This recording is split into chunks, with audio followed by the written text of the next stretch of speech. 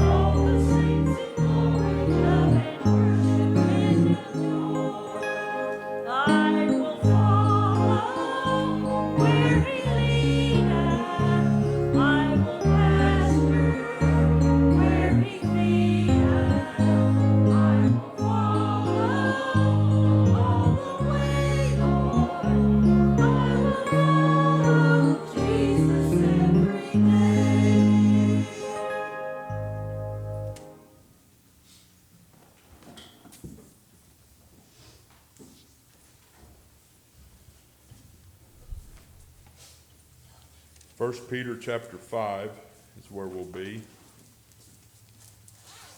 for a few minutes. Does anyone have anything they're wanting to share this evening?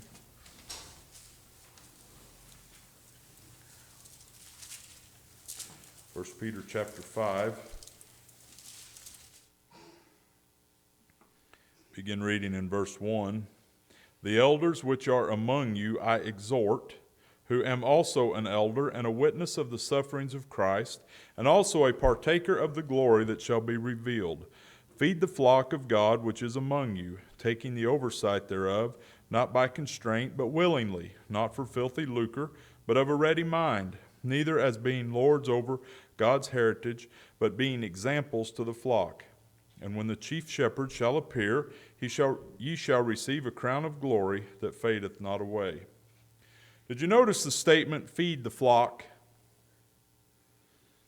Feed the flock.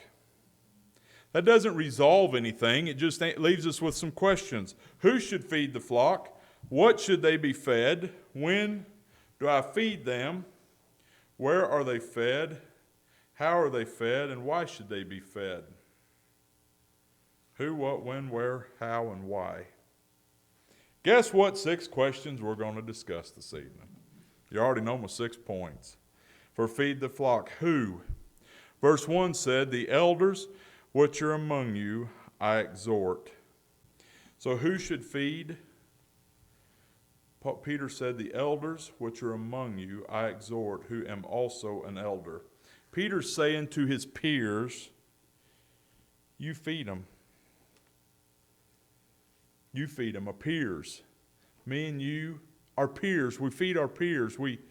The folks we're around. Also, he said, a witness. We've witnessed. Have we seen and witnessed things that would give us the authority to feed people? Absolutely. What do we need to feed them? Well, what do they need? Who feeds them? That's us. So we've got that squared away. What do they need?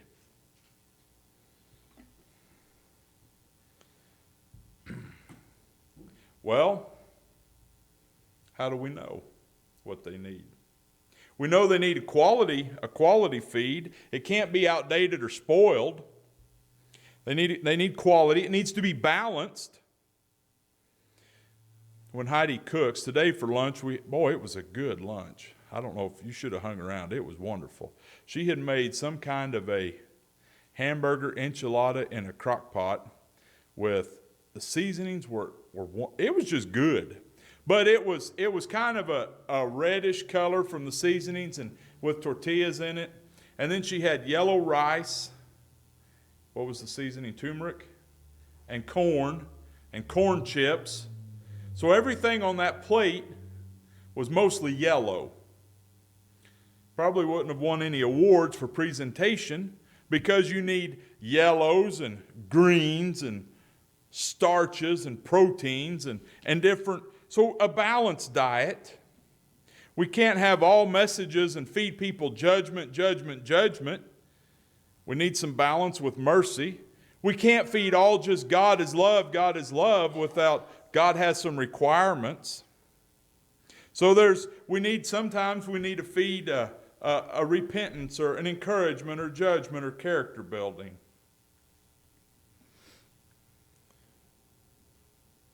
Emmett, well, he's getting where he eats. A baby would eat differently than a grown person would.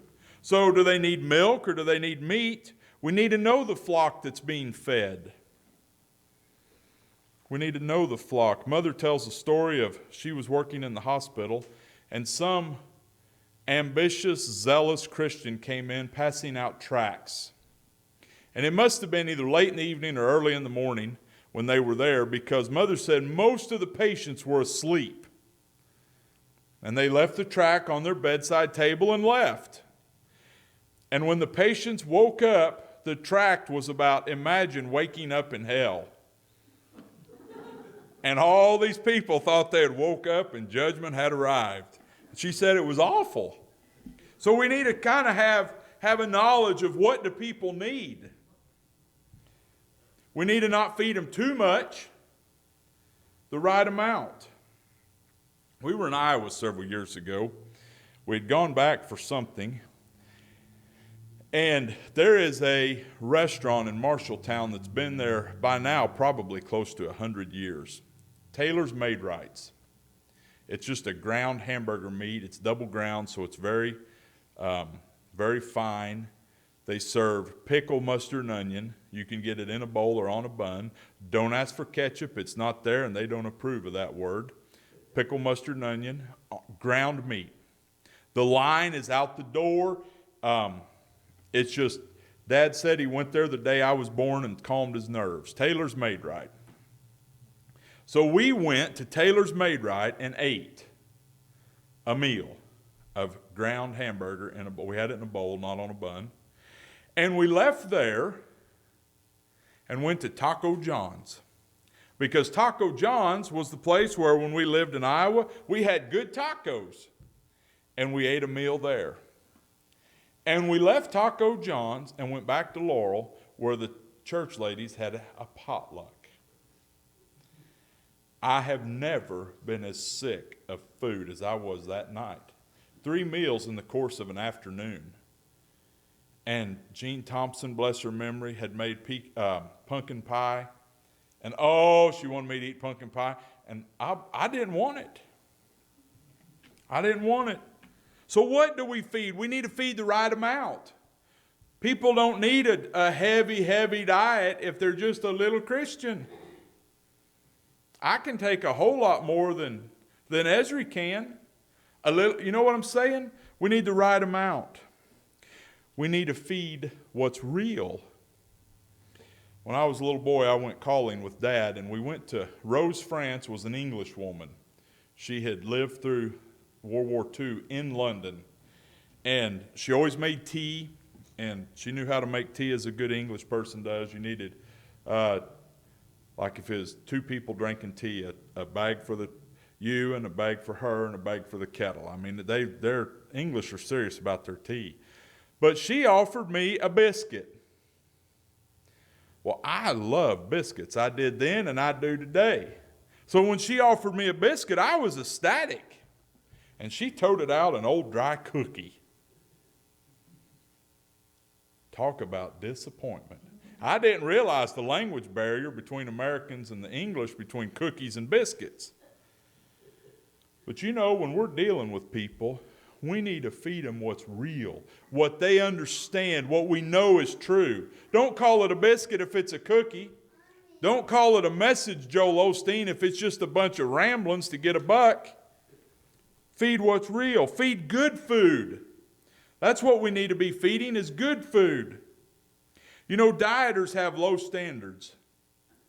They'll have these and if you cook this, Marky, I'm not preaching at you, just if the shoe fits, wear it. They'll have these things called black bean brownies. Heaven forbid, they're not brownies. Black beans go on tacos.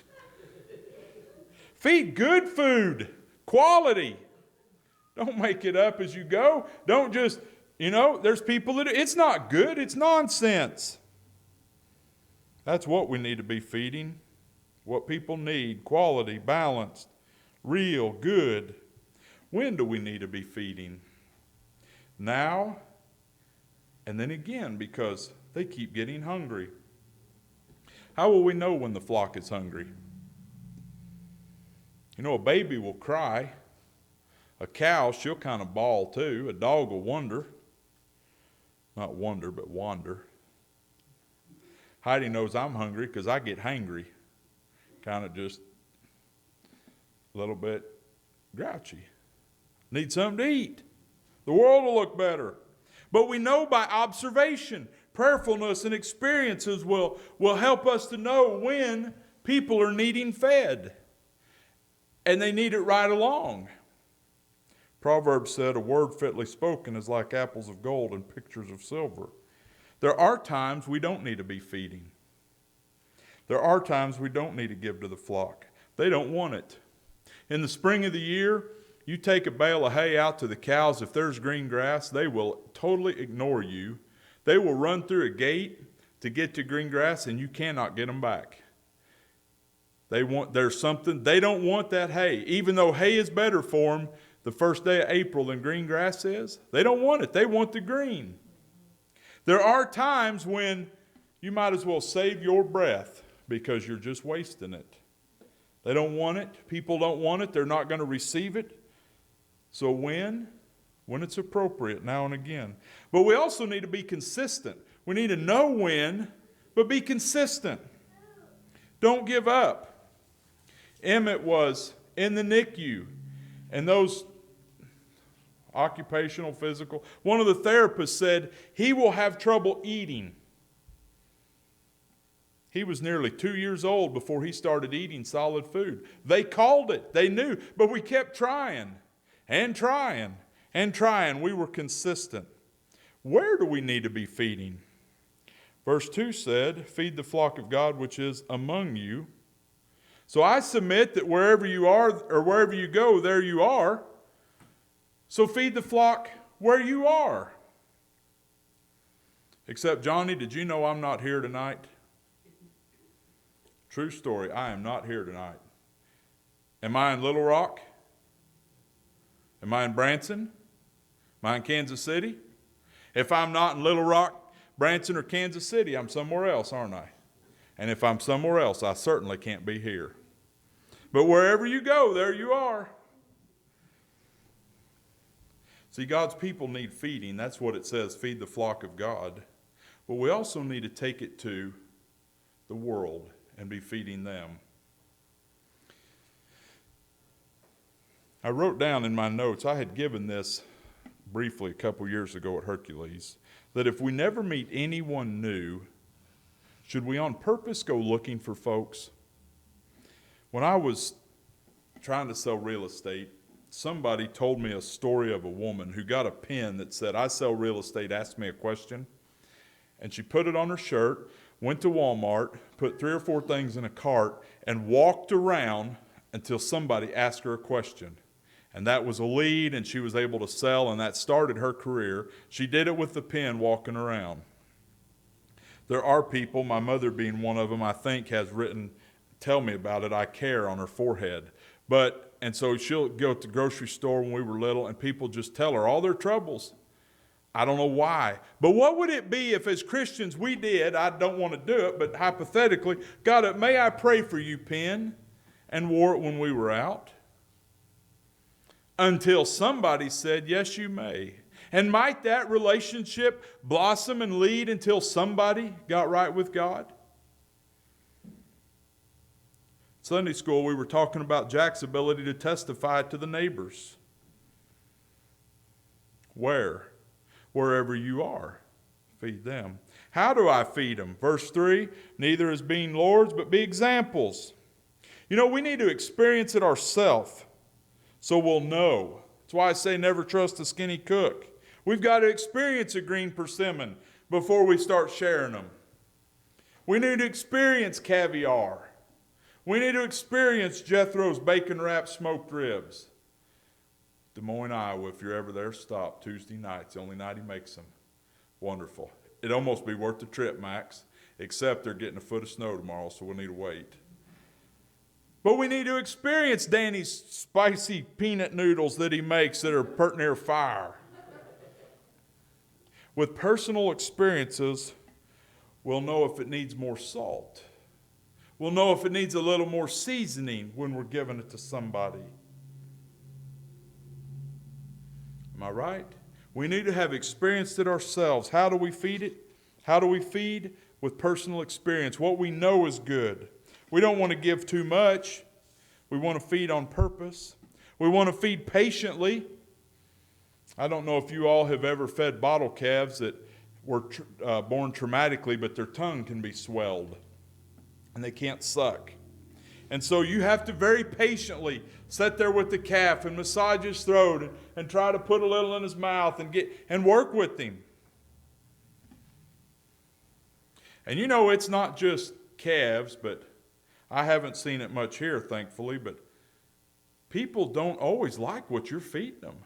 And you have to feed them patiently. You know, the children, when they were little, they'd eat the food kind of like some of church people eat it. You dish out a little good and they spit it out. And you've got to be patient and keep giving it back until they accept it. Not everybody wants to hear a message of heart holiness and cleanse from sin. They want to hold God's hand in one side and they want to hold the world on the other. Feed patiently. We need to feed willingly. See, it's only an exhortation. Peter said, I exhort you to feed the flock. Feed them willingly. That's there in verse 2. Not by constraint, but willingly. Don't feed them for money. Just feed them. That's why we feed them willingly. Why? Verse 4, it's going to please the chief shepherd. When the chief shepherd shall appear, you shall receive a crown of glory that fadeth not away. And if it pleases God, why would we not want to feed the flock that's among us? If it's going to please him, why would we not? Well, that's ludicrous. We would. And not only is it going to please the shepherd, But I don't believe I have ever cooked or fed anything but what I sampled at first. We call that research and development. And you know, in kingdom work, when you're helping somebody or teaching somebody or sharing with somebody, it's going to do you some good too. Dora probably gets more out of a Sunday school lesson than any of the rest of us. I may get more out of a message than anybody else. Why? Because we're sampling a little as we go. So why should we feed? It pleases God, and it will help us. And we don't have to. It's not a command. It's just an exhortation. We need to do it willingly. It's not a command. Why should we? Because we want to, and it's going to please God. Feed the flock. You'll meet people this week. They may be Christian and need a little boost, or they may not be Christian and need a little milk. Feed them. Feed them. That's all I have. Has anybody else got something? Let's stand and we'll be dismissed.